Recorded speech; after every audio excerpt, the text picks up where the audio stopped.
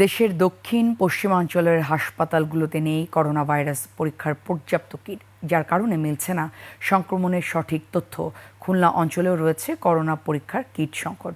Corona উপসর্গ নিয়ে রোগী আসলেও যশোর ও ঝালকাঠিতে কিট সংকটের কারণে পরীক্ষা সম্ভব হচ্ছে না। প্রতিনিধিদের তথ্য, ভিডিওতে ডেস্ক রিপোর্ট। জীবন অবাক না করলে কে করবে? 28% মিল্ক ফ্যাটের অবাক করার সাথে ফ্রেশ মিল্ক পাউডার। জীবন অবাক করুক প্রতিদিন।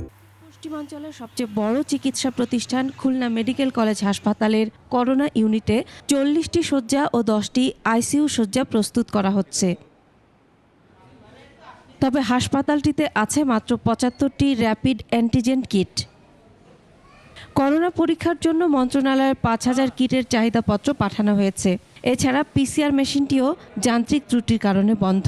তবে খুলনা জেনারেল হাসপাতালে আছে 400 কিট। মেশিনের কিছু অংশে ঝামেলা দেখা দেওয়ার কারণে ওই আরটিপিসিআর মেশিনটা এখন ফাংশনাল না। প্রায় 50,000 মনে হয় লোকালি খরচ হবে এটা ফাংশনাল করতে। অ্যানেস্থেসিওলজিস্ট, আইসিইউ স্পেশালিস্ট এবং করোনার জন্য medicine specialist team already ready আছে।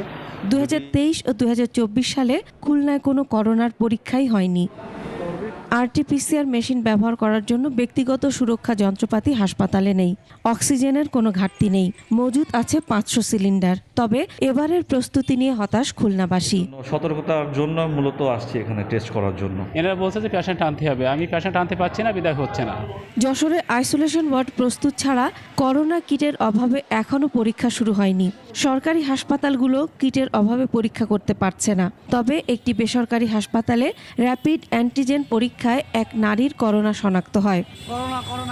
হাসপাতালের সংক্রামক ওয়ার্ডের 3টি কক্ষকে আইসোলেশন ওয়ার্ড হিসেবে ব্যবহার করা হচ্ছে। এছাড়া আরটিপিসিআর পরীক্ষার জন্য প্রস্তুত রয়েছে যশোর বিজ্ঞান ও প্রযুক্তি বিশ্ববিদ্যালয়ের জেনোম সেন্টারও। কিটগুলো এখন অ্যাভেলেবল না, মানে যে কিটগুলো বিজ্ঞান প্রযুক্তি বিশ্ববিদ্যালয় সেটা তো মনে করেন ওই সময় কিনা ওগুলো ডেট এক্সপায়ার হয়ে গেছে। নতুন করে করোনা সংক্রমণ নিয়ে উদ্বিগ্ন সাধারণ মানুষ।